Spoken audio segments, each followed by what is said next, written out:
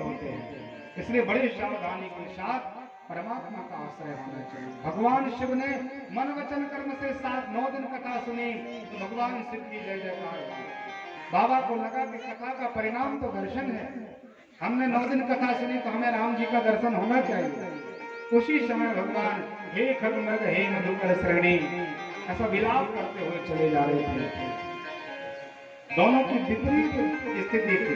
भगवान उत्तर तरफ जा रहे थे और भगवान राम जी दक्षिण तरफ की यात्रा कर रहे हैं।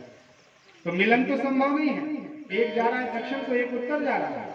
फिर भी देखिए, विचार करिए बाबा की तन्मयता का कि भगवान के मन में प्रभु के प्रति स्वरूप दर्शन की लालसा थी। तो भगवान राम जी लक्ष्मण जी से कहते हैं कि अपन पीछे मुड़ के चलें, इधर देखते इस बाग वाटिका में तो कहीं सीता जी नहीं है। तो राम जी शिव जी को दर्शन देने के लिए मुड़े। इस तरह भगवान शंकर बाबा आए, दोनों ने प्रणाम किया। राम जी ने शिव को प्रणाम किया और शिव जी ने राम के चरणों में प्रणाम किया। ये दोनों एक वस्तु है, इनमें कोई भेद नहीं है। लीला अलग अलग, स्वरूप अलग अलग है। ये तर्क भी इन दोनों में अपन भेद बुद्धि करते हैं तो बड़ा पाप लगता है। शंकर प्रिय मम द्रोही शिव द्रोही मम दास और ते नर करहि कल्प भर घोर नरक में बास। आनंद से दोनों ने प्रणाम किया। भगवान ने जय सच्चिदानंद जग पावन अस कहीं चले मनोज। धन्य है भगवान शिव, सच्चिदानंद कह के प्रणाम किया। परमात्मा को जब सच्चिदानंद कहा तो मां सती जी को लगा कि सच्चिदानंद, अरे सत्य तो वो है जो कभी किसी प्रकार से अज्ञान में ना आए और चित्त ऐसा है जिसको किसी प्रकार का क्लेश दुख ना हो।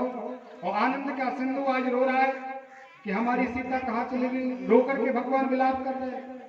तो भगवान शंकर बाबा से कहा, महाराज जब ये सच्चिदानंद हैं तो इन्होंने इस प्रकार का स्वरूप धारण क्यों किया, ये क्यों रो रहे हैं, इनको क्या पता नहीं कि सीता जी कहाँ है, कितना भी ज्ञान नहीं। तो भगवान शिव ने समझाया कि अभी ये मनुष्य देह में है और मानव धर्म का पालन कर रहे भगवान राम जी ने मर्यादा का पालन किया। अपितु सर्व समर्थवान होकर भी ऐसा कोई कार्य नहीं किया जो अलग से लगे कि हाँ भगवान ने प्रभुता का दर्शन कराया। भगवान ने मर्यादा का आश्रय लिया। इसलिए आप बिल्कुल भी इनके अंदर संदेह न करें, ये ब्रह्म है, ये सच्चिदानंद है, इनको प्रणाम करिए। बार बार कहने पर भी मैया सती ने प्रणाम नहीं किया। तो बाबा को लगा कि इसमें भगवान राम की ही कोई युक्ति है। तत्काल भगवान समझ गए कि इतना तो कभी हुआ नहीं कि मैं 10 बार बोलूं सती जी माने ना। अरे मेरे मन को समझ लेती है सती के मेरा मन कैसा है, कहने की तो जरूरत नहीं। भगवान शिव ने कहा तो चाहती क्या हो। मैया ने कहा महाराज हम आपकी ब्रह्म की परीक्षा लेना चाहते हैं। प्रभु ने कहा ठीक है, बरगद के वृक्ष के नीचे बैठ के भगवान का नाम जपेंगे, आप जब तक ब्रह्म का परीक्षण करके लौटिए। सती मैया पहुंची, बेचारा ये क्या करें, तो तत्काल सीता जी का स्वरूप धारण कर लिया। इनको लगा कि परीक्षा लेने में ये बहुत सुविधा होगी, इनको पता होगा कि हमारी सीता जी ये हैं, तो हम समझ लेंगे कि ये ब्रह्म नहीं, ये मानव है, दशरथ नंदन है। और यदि मेरे स्वरूप में भी ये सीता का दर्शन नहीं करेंगे तो हम समझ जाएंगे कि पर ब्रह्म परमात्मा है। सीता का स्वरूप धारण किया तो तत्काल लक्ष्मण देख सती कर उमाकृत भेषा। सती कृत भेषा नहीं, लक्ष्मण देख उमाकृत भेषा। लक्ष्मण जी महाराज आचार्य हैं, जीवाचार्य भगवान लक्ष्मण को उपाधि प्राप्त हुई है। इन्होंने एक क्षण में इतना देख लिया कि अब ये देह त्याग करेंगे, फिर हिमालय के इनका जन्म होगा, फिर इनका नाम उमा रखा जाएगा। एक क्षण में महात्मा लक्ष्मण जी इतना समझ गए। इसलिए विचार किया मुझे बोलने की बहुत जरूरत नहीं, दूर से प्रणाम किया कि राम जी जाने, राम जी की माया जाने। लक्ष्मण जी ने कुछ नहीं कहा। राघवेंद्र सरकार का दृष्टिपात हुआ, प्रभु ने मां सती को देखा तो कहा मैया अरे अरण्य है, जंगल है, नितांत एकांत जंगल, अनेक प्रकार के दुष्ट दुराचारी पापी यहाँ से निकलते हैं और मेरी पत्नी का यहाँ पर हरण हो गया। और मैंने तो ऐसे संसार में कभी नहीं देखा कि आप और भगवान शिव अलग अलग हो। भगवान शंकर तो अर्धनारीश्वर हैं, हर समय दोनों साथ रहते हैं। लेकिन आप ये बताइए वृषकेतु भगवान शंकर कहाँ और अपने पिता सहित लीन निज नामों, अपना नाम पिता के साथ लेकर के दंडवत प्रणाम किया। सती मैया ने विचार किया कि धन्य है, ये तो इतने पर ब्रह्म है कि इन्होंने तो एक क्षण में सब देख लिया। और ना तो प्रणाम करते बनता है और ना प्रणाम कराते बनता है। मोहित हो गई मैया, बनावटी स्वरूप अलग हो गया। सती रूप प्रकट हुआ भगवान नारायण ने विचार किया सती को और थोड़ा सा अपने इस प्रभुता का दर्शन कराना चाहिए। तो राम लक्ष्मण सीता जहां सती देखती है तहां राम लक्ष्मण सीता, हर जगह सीता जी भी साथ में खड़ी हैं। भैया ने विचार किया ये सब क्या देख रही, उन्हें प्रबंध कर लिए और दौड़ करके बाबा शंकर के पास आए। शिव जी ने कहा सती बताइए कोई परीक्षा लेके आई हो क्या, क्या परीक्षण किया? सती ने कहा महाराज मैंने मार्ग में विचार किया कि देखिए जब हमारे भगवान शिव ये बोल रहे हैं शंकर जगत ईश जगदीशा और सुर नर मुनि यस नावत सीसा, भगवान जगत के ईश हैं, विश्वनाथ ममनाथ पुरारी त्रिभुवन महिमा विरल तुम्हारी। भगवान शंकर कोई साधारण जीव को प्रणाम नहीं कर सकते और इनमें हमें ब्रह्म का दर्शन नहीं हो रहा। लेकिन आपके वचनों को सुनकर के मुझे लगा महाराज तो कछु न परीक्षा लीन गुसाई, महाराज हमने कोई परीक्षा नहीं ली, वो आपके समान उनको प्रणाम करके चले आए। बाबा को लगा कि अभी हमने इतना समझाया तो इनका मन बदला नहीं, और वहां जाके ऐसा क्या चमत्कार क्या घटना हो गई जो प्रणाम करके चली आई। तो उस घटना को देखने के लिए बाबा ने समाधि लगाई, नेत्र बंद किए और उसमें पाया कि मेरी पत्नी ने मेरी आराध्या जगत जननी मां सीता जी का स्वरूप धारण किया। तो तत्काल भगवान ने मन में सती का त्याग कर दिया एक क्षण, और भगवान नारायण को प्रणाम किया कि भगवान की माया ने सती को झूठ बुलवाया। बहुरी राम माया सिर नावा, राम जी की माया को बार बार प्रणाम किया कि धन्य है भगवान आपने सती जी को झूठ बुलवा दिया, ये कभी झूठ नहीं बोलती। और इस प्रकार से मानसिक भगवान शंकर ने सती का त्याग किया। जय जयकार भगवान शंकर की होने लगी।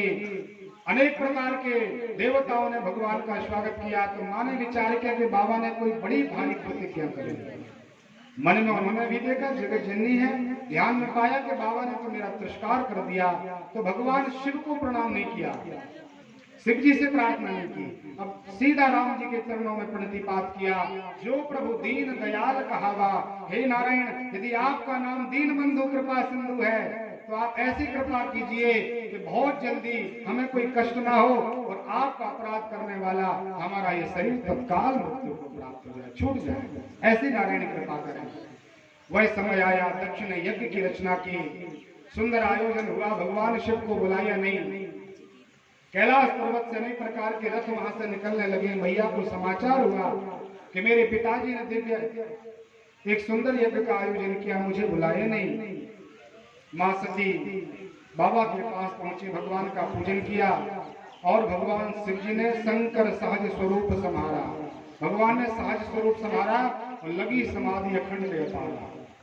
हजारों वर्ष की अवधि महाराज, बीते संवत सहस्त्र 87, सोचिए 87,000 वर्ष बीत गए। अब भगवान समाधि से उठे, राम राम भगवान ने नाम लिया। मैया ने विचार किया बाबा जागे हैं, तत्काल जाकर के भगवान शिव के चरणों में प्रणाम किया, समाचार दिया कि महाराज आपके ससुर बाबा ने दिव्य यज्ञ का आयोजन किया है, हम सबको आश्रय लेना चाहिए, चलना चाहिए। भगवान ने मना किया कि देखिए माता पिता के घर, गुरु बाबा के घर, भाई बहन के घर, मित्र के घर आधी रात में जाने में भी दोष नहीं, कभी भी आप चले जाए, आपका अधिकार है। लेकिन यदि कोई विशेष आयोजन किया गया हो और उसमें एक दास के भी लिए भी निमंत्रण पत्रिका भाव से दी गई, तो उसमें भी महाराज थोड़ा सा लगता है कि अपन को भी निमंत्रण आना चाहिए।